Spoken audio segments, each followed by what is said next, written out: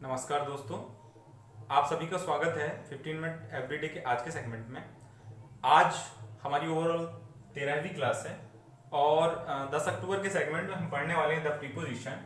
Preposition का हिंदी अर्थ है संबंध सूचक अवयव। जैसा कि इसका नाम से स्पष्ट है, संबंध सूचक यानी कि ऐसे अवयव हैं ये जो संबंध को सूचित करें। तो किसी भी सेंटेंस या पैसेज में समाहित ऐसे अवयव जो नाउन, प्रोनाउन, एडवर्ब या एडजेक्टिव के संबंध को सूचित करें, ये कहलाते हैं संबंध सूचक अवयव। ठीक है, इसके मुख्यतः 5 प्रकार हैं और छठवां एक अतिरिक्त है। तो इनका केवल मैं आपको अर्थ बताऊंगा क्योंकि इनके बारे में जानने से ज्यादा जरूरी है कि इनके अंदर समाहित वे शब्द जिनका आप कहां उपयोग करेंगे। ठीक है, सबसे पहला है सिंपल। सिंपल एक यानी कि साधारण। इसके अंतर्गत ऐसे संबंध सूचक अवयव आते हैं जो सिर्फ एक हों और बहुत सरल हों, जैसे इन, आउट, ऑफ। ठीक है, दूसरा है डबल। डबल यानी दोहरे। इसमें दो लगातार संबंध सूचक अवयव जहां शामिल हों वो कहलाते हैं डबल, जैसे कि कहलाएंगे out of, front of, from front, from behind. तीसरा है कंपाउंड। कंपाउंड यानी होता है मिश्रित। मिश्रित संबंध सूचक अवयव। इसमें ऐसे संबंध सूचक अवयव होंगे जो संख्या में एक ही होंगे पर वो कहीं ना कहीं दो चीजों के मेल से बने होंगे, जैसे इनसाइड, बिहाइंड, बिलोंग।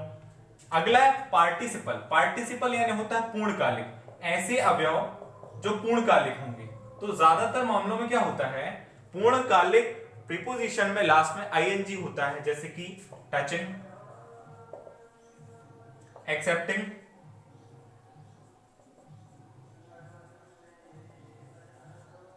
ड्यूरिंग।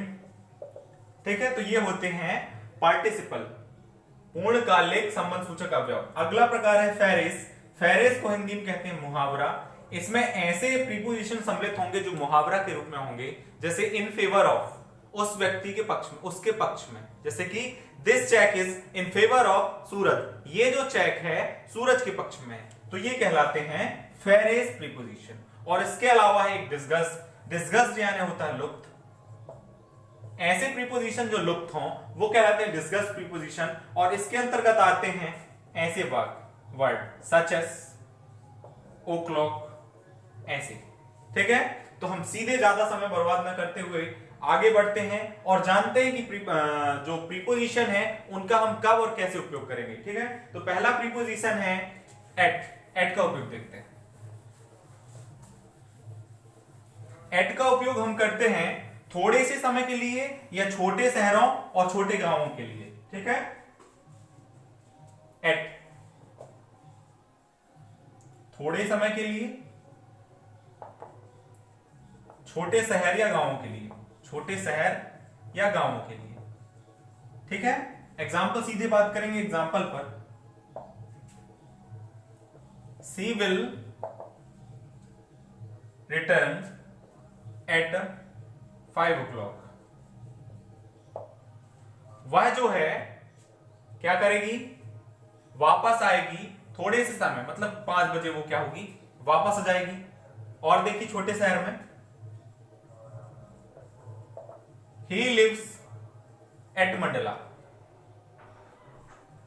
वह मंडला में रहता है। अब मंडला क्या है, स्मॉल सिटी। क्या है, स्मॉल सिटी है। जब ये स्मॉल सिटी है तो यहां पर यूज होगा एट। ठीक है, अब दूसरा देखते हैं हम इन। ये हुआ एट कंप्लीट। अब हम बात करते हैं इन की, कि इन क्या है। इन का उपयोग होता है मैं या अंदर वाला। और इसके अलावा इसका उपयोग होता है बिग सिटीज में, बड़े शहरों में। तो देखिए example, I am in my room. In my room, मैं कहां हूं, अपने रूम के अंदर हूं। कहां हूं, अपने रूम के अंदर हूं। ये हुआ एग्जांपल फर्स्ट। एग्जांपल सेकंड हो जाएगा, they live in Kolkata. They live in Kolkata. अब देखिए कोलकाता क्या है, बड़ा सिटी है। कोलकाता क्या है, बिग सिटी। तो कोलकाता बड़ा शहर है, इसलिए यहां क्या लग जाएगा, इन लग जाएगा। ठीक है, तो आपने देखा इन और एट। अगला देखते हैं, अगला है बिटवीन और एमंग। बिटवीन और एमंग,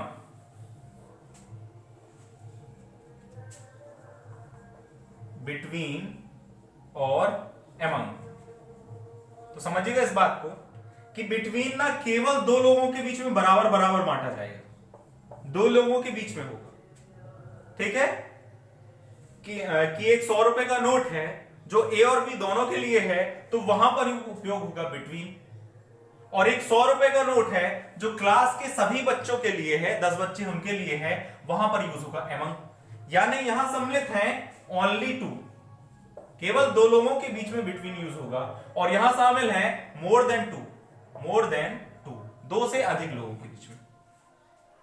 ठीक है, आया समझ में? तो वाक्य तो बहुत सरल होंगे, इसकी कोई दिक्कत नहीं है कि this match between Australia and England, ये जो मैच है ये ऑस्ट्रेलिया और इंग्लैंड के बीच में है। या these chalk will be distributing among all student of class 10th। ठीक है, मतलब जहां दो से अधिक लोगों के बीच की बात होगी वहां यूज होगा अमंग, और जहां केवल दो पक्षों या दो लोगों की बात होगी वहां उपयोग होगा बिटवीन। क्लियर है? ओके, रफ करते हैं। अब हम देखते हैं बाय और विथ।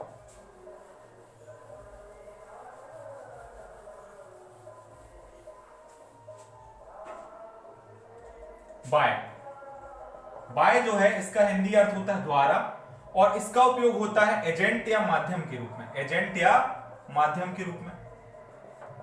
ठीक है, तो इसको समझेंगे हम।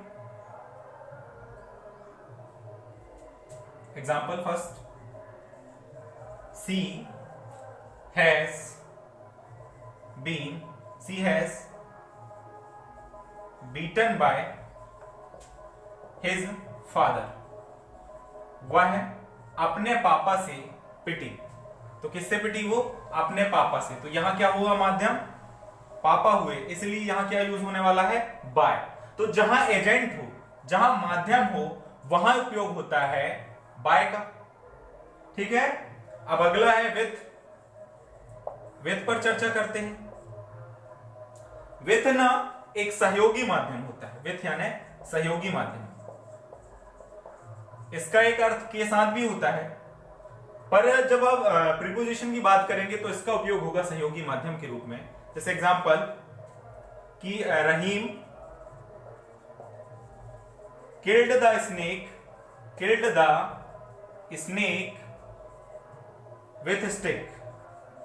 With stick. उसने क्या किया? रहीम ने सांप को मार डाला। काय से? स्टिक से। तो यहां उपयोग होगा विथ। ये हुआ प्रीपोजिशन यहां का। क्लियर है? ओके, आगे देखते हैं। इस हिस्से को रफ करता हूं मैं। अब दो शब्द हैं आफ्टर और बिफोर। इनका केवल अर्थ बताऊंगा, आपको बातें समझ में आ जाएंगी और आप बहुत अच्छे से जानते होंगे। आफ्टर यानी बाद में, बिफोर यानी पहले। After, before. ठीक है, आफ्टर यानी बाद में, और बिफोर यानी पहले। तो इनका उपयोग कहां होगा? देखिए, हम बोलते हैं रविवार के पहले शनिवार आता है। रविवार के पहले शनिवार आता है, वहां यूज होगा बिफोर। और रविवार के बाद सोमवार आता है, वहां यूज होगा आफ्टर। ठीक है, कि the Saturday will come after Friday. The Saturday will come after Friday. मतलब जो सैटरडे है वो शुक्रवार के बाद आएगा, है ना। और यहां आएगा कि the Wednesday comes before Thursday. जो बुधवार है वो गुरुवार के पहले आता है। तो ये दोनों भी आपने देखा। अब आगे और देखते हैं। अब हम देखते हैं सिंस और फॉर के बारे में।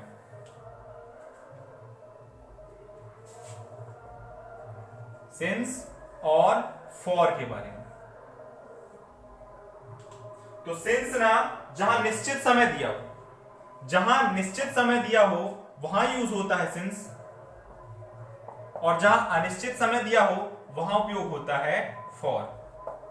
ठीक है, जैसे देखिए यहां अगर बात कर दी जाए कि मॉर्निंग, इवनिंग, नाइट, तो जिस दिन बात की जाएगी ना उसी दिन के करीब का समय होगा ये कि she has been suffering from fever since last night, क्योंकि जिस दिन चर्चा हो रही बिल्कुल उससे जुड़ा मतलब निश्चित समय है, या सिंस 2021 या सिंस 1982, ये क्या है? निश्चित समय। निश्चित समय, जहां निश्चित समय होता है वहां उपयोग होगा सिंस, और जहां अनिश्चित समय की बात होगी कि जैसे 5 आवर, 5 ईयर, 12 ईयर, ऐसा कोई अनिश्चित समय होगा तो वहां यूज होगा 4। और इसको हम दूसरी तरह से कहेंगे, अवधि भी कह सकते हैं इसे। यहां देखिए, यहां आप इसको काउंट नहीं कर सकते, ठीक है? यहां ऐसा कि इसको आपको गणना करनी होगी। देखिए 2021 दिया, मान लीजिए ये दिया 1982, 1982 को अगर ये दे देता 39 सालों से, 39 सालों से अगर वो उसकी गिनती ही दे देता तो वो शामिल हो जाता 4 में, और यहां ऑलरेडी काउंट करके नहीं दिया है, दे दिया है 1982 में, तो उसने एग्जैक्ट ईयर दिया है तो वो शामिल हो जाएगा सेंस में। तो निश्चित के लिए सेंस और अनिश्चित के लिए या अवधि के लिए 4। क्लियर है? ओके, और देखते हैं।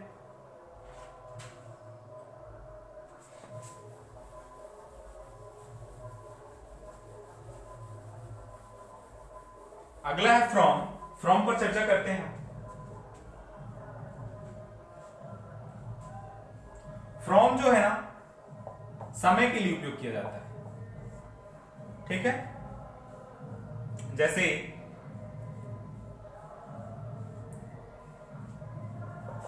ही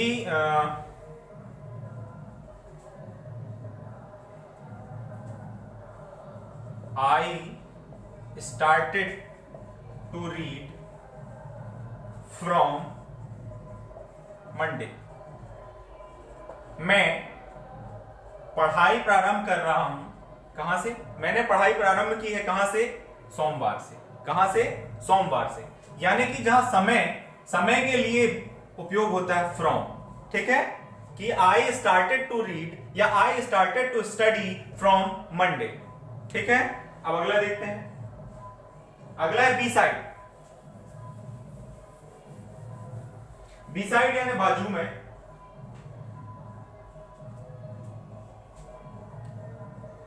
बी साइड यानी होता है बाजू में। तो जब किसी एक एड्रेस को बताना होता है जो किसी अन्य के बाजू में होता है, वहां बिसाइड यूज होता है। कि मान लीजिए कहा गया कि मिठाई की दुकान पान की दुकान के साइड में, ठीक है? तो वहां बिसाइड यूज होगा, ठीक है? बाजू। इसके अलावा एक और है बिसाइड्स।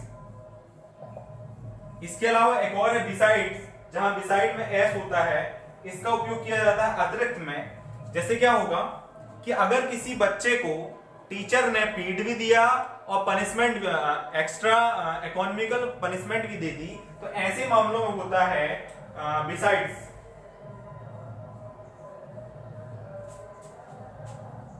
इसको बोलते हैं, इसके अतिरिक्त भी बोलते हैं हिंदी में। जैसे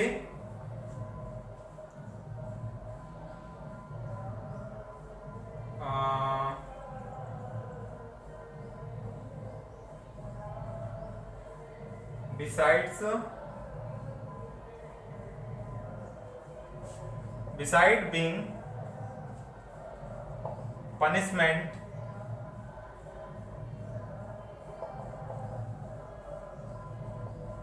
he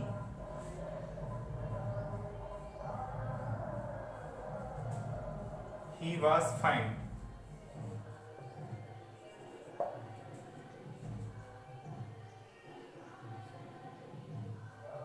Beside being punished, he was fined. मतलब पनिशमेंट यानी सजा भी मिली और फाइन भी, ठीक है? मतलब शारीरिक भी और आर्थिक भी, ठीक है? कि कोई व्यक्ति गया भी और परेशान भी हुआ, ऐसी दो चीजें कि एक के अतिरिक्त एक और हो, वहां उपयोग होता है बिसाइड्स। जहां एस ना हो उपयोग होता है बाजू में, और बिसाइड जहां एस होता है समाहित होता है उसका उपयोग होता है इसके अतिरिक्त में। अब और देखते हैं।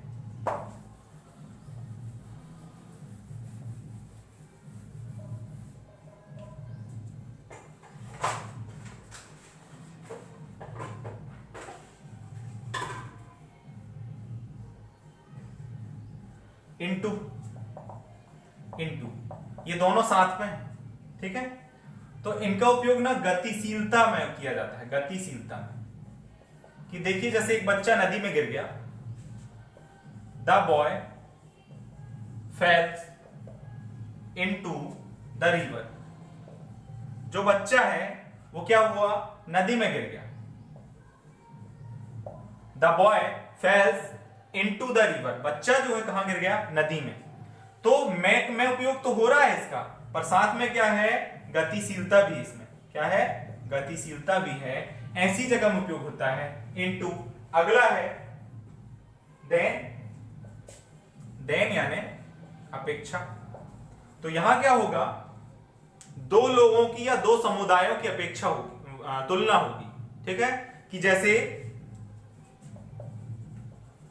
Ram is clever than Shyam. जो राम है वो क्या है, चालाक है या बुद्धिमान है, चालाक या चतुर है, किसकी अपेक्षा, देन श्याम। राम जो है वो श्याम की तुलना में कैसा है, ज्यादा चतुर है। या tortoise is slower than a rabbit. जो कछुआ है, कछुआ कैसा है, धीमा, किसकी अपेक्षा में, खरगोश की अपेक्षा में है। तो यहां क्या होगा, तुलना हुई, अपेक्षा है। अपेक्षा के स्थान पर आपने क्या लगाया, देन। क्लियर है। अब इस हिस्से को रफ करते हैं। अब बस 2-3 और बचे हैं। बट देखते हैं, बट यानी लेकिन।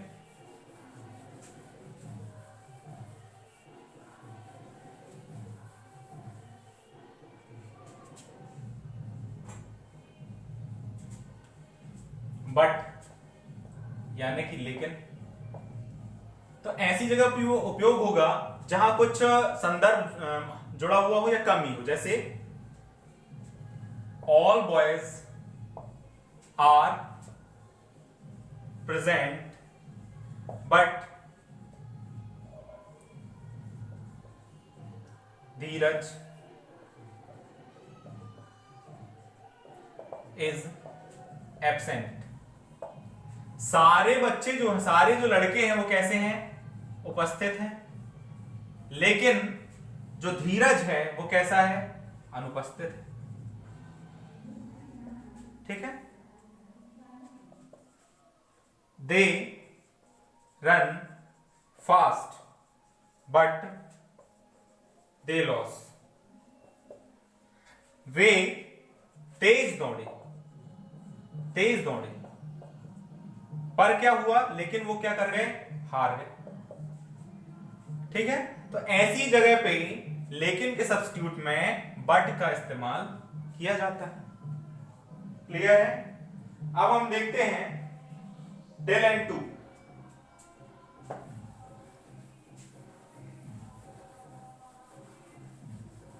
टिल और टू देखते हैं। टिल और टू, ठीक है। टिल समय के लिए किया जाता है, और कब से, समय को कब से इंडिकेट करना हो तब टिल यूज किया जाता है। जैसे I am waiting till morning, मैं इंतजार कर रहा हूं सुबह से। और जो टू है ना, वो किसी स्थान के लिए यूज किया जाता है। जैसे I am going to school, या they are going to Jabalpur. तो ऐसी जगह यूज किया जाता है टू। ठीक है। और देखते हैं ऑन और अपॉन देखते हैं, ऑन और अपॉन देखते हैं। ऑन का उपयोग स्थिर वस्तुओं में किया जाता है, जबकि अपॉन का यूज किया जाता है गतिशील वस्तुओं में। ऑन और अपॉन, इसका उपयोग किया जाता है स्थिर के लिए और इसका उपयोग किया जाता है गतिमान के लिए। ठीक है, जैसे एक टेबल के ऊपर पुस्तक रखी हो, some books were on the table, on the table, some books were on the table. जो पुस्तकें हैं वो कहां पर हैं? ऑन द टेबल, यानी टेबल के ऊपर है। और ये क्या है? बुक्स जो है कैसी हैं? बुक्स कैसी हैं? स्थिर। तो स्थिर चीजों के लिए यूज होता है ऑन का, और अपॉन का यूज होता है जैसे यही किताबों की जगह क्या हो जाए? बिल्ली हो जाए, कि जैसे a cat was upon the table. जो बिल्ली थी वो टेबल के ऊपर बैठी थी, तो जो कैट है वो कैसी है? गतिशील है। तो ऐसी स्थिति में उपयोग होगा अपॉन का। ठीक है, स्थिर के लिए ऑन और गतिमान के लिए अपॉन। ठीक है, तो द प्रीपोजिशन सेगमेंट में बस इतना ही। इसके आगे कल 11 तारीख की क्लास में पढ़ेंगे। ठीक है, वो होगा कंजक्शन। तो जुड़े रहिए हमारे साथ। अपने वीडियो को ज्यादा से ज्यादा लाइक, सब्सक्राइब और शेयर कीजिए, और जो नीडी हैं, जो जरूरतमंद हैं, कृपया करके उन तक अपनी वीडियो का लिंक जरूर पहुंचाएं। तो आप सभी का जुड़े रहने के लिए हृदय से आभार, धन्यवाद।